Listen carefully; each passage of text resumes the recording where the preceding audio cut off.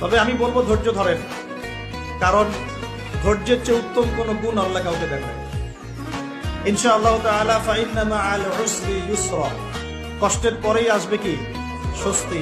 ইন্না মাআল উসরি ইউসরা, আবারও বলছি কষ্টের পরেই আসবে কি স্বস্তি। তবে আমি বলবো ধৈর্য ধরেন, কারণ ধৈর্যের চেয়ে উত্তম কোনো গুণ আল্লাহ কাউকে দেন না।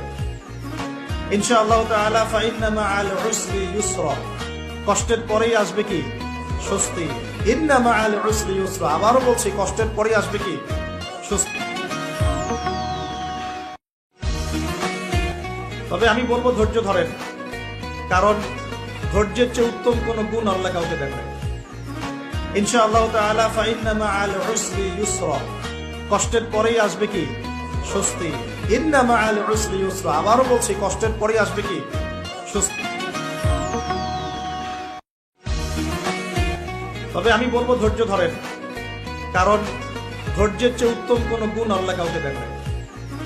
ইনশাআল্লাহ তাআলা ফাইন্না মাআল উসরি ইউসরা, কষ্টের পরেই আসবে কি স্বস্তি। ইন্না মাআল উসরি ইউসরা, আবারও বলছি কষ্টের পরেই আসবে কি স্বস্তি। তবে আমি বলবো ধৈর্য ধরেন, কারণ